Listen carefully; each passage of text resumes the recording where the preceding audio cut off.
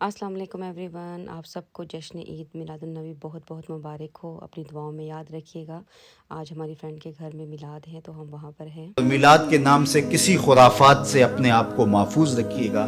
یہ دھوم دھڑکے، یہ ڈھول باجے اور یہ رسے باندھ کر کے راستوں کو بلاک کر کے لوگوں کو اذیت پہنچانا، یہ میرے نبی کا طریقہ نہیں ہے. خوبصورت انداز سے گھروں میں درودوں کی محافل سجائیے گا. اپنے بچوں کو بٹھا کے سونے محمد پہ درود پڑھیے گا. مساجد میں حضور کے ذکر کی محافل کیجیے گا. صدقہ و خیرات کیجیے گا. اپنی ہمسائیگی پر، اپنی رشتہ داری پر غور کیجیے گا. اور جہاں ضرورت ہو وہاں آپ ان کی مدد کے لیے پہنچے. یہ میرے حضور کا طریقہ اور یہ حضور کا انداز ہے. پیر کے دن کا ان ایام کے اندر آپ سے ممکن ہو تو روزہ رکھیے گا. یہ حضور کی خوشنودی کا سبب ہے. اللہ کے حضور شکرانے کے نوافل ادا کیجیے گا.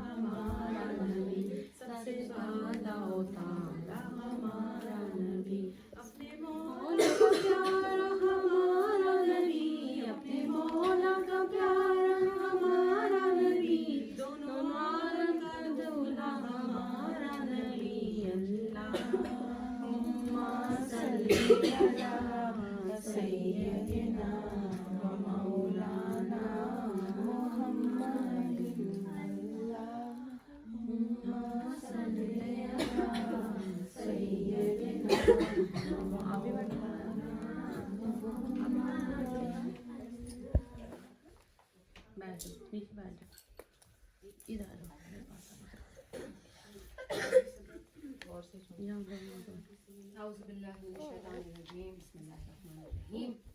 الحمد للہ رب العالمین والصلاۃ والسلام علی سید الانبیاء والمرسلین خاتم النبیین سیدنا و نبینا و شفیع ذنوبنا ابو القاسم محمد وعلی آلہ الطیبین الطاہرین المعصومین من یومنا.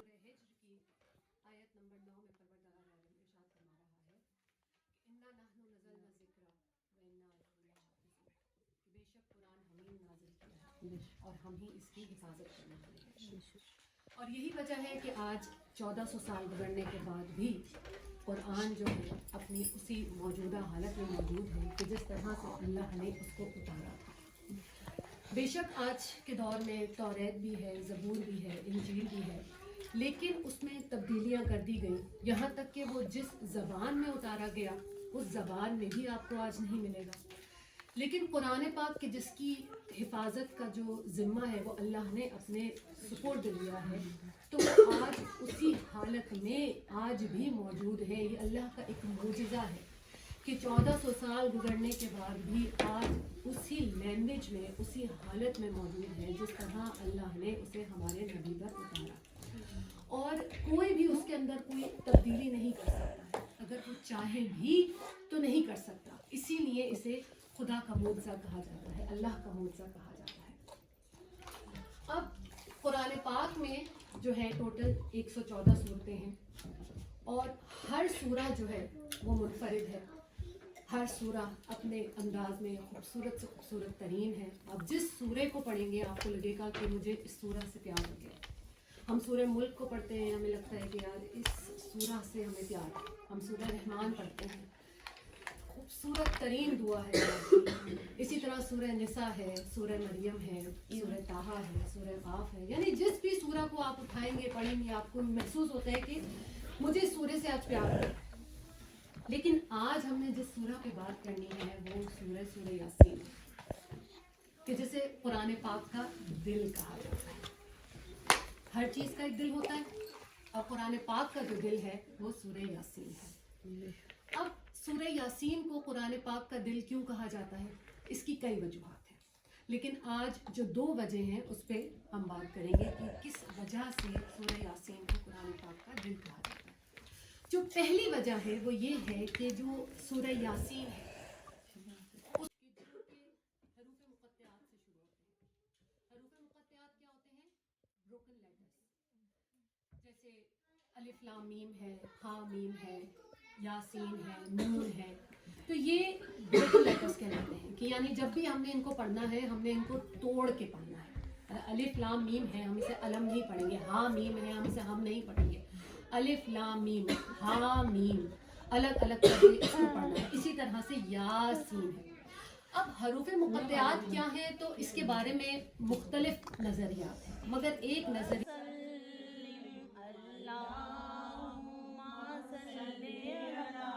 سیدنا و مولانا محمد.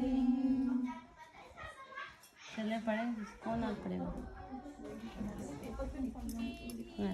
آؤ ذرا دھیرے دھیرے آؤ، اللہ کرم ذرا فرماؤ، ہم نے محفل ہے سجائی بڑی دیر سے، میرے آقا ہم نے جھولی ہے پھیلائی بڑی دیر سے.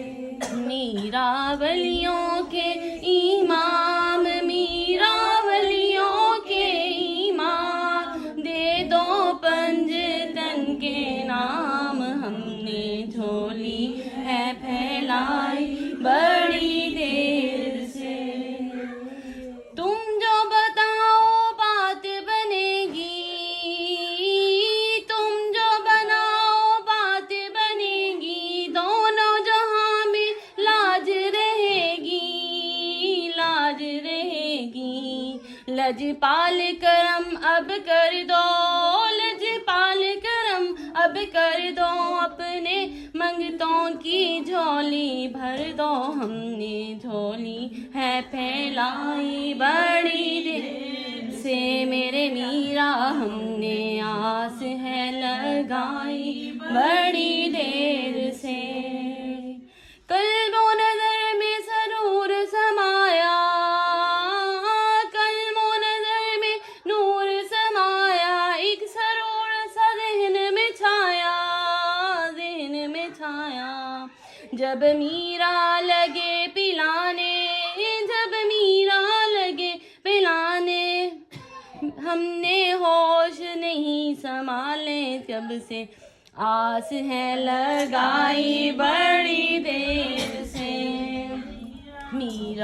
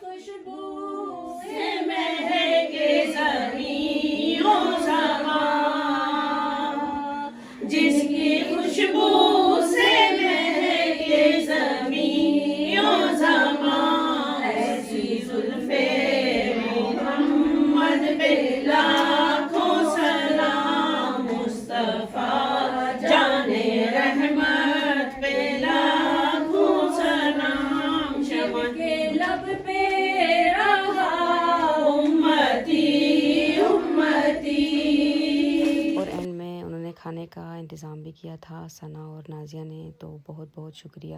بہت اچھی شام گزری ماشاءاللہ. سب نے تلاوت کی، ورد کیا، ہمارے آقا دو جہاں پر سب نے درود بھیجے. ہماری بچیاں جو تھی وہ بھی بیٹھی ہوئی تھی، ان پر بھی اس بات کا ماشاءاللہ سے بہت زیادہ اثر ہو رہا ہے، کیونکہ اپنے دیش سے دور یہ چیزیں بہت امپورٹنٹ ہوتی ہے. آپ سب اپنی دعاؤں میں یاد رکھیے گا مجھے، میرے گھر والوں کو، اور اللہ سب کی جائز حاجتیں پورے کریں. آمین. اللہ حافظ.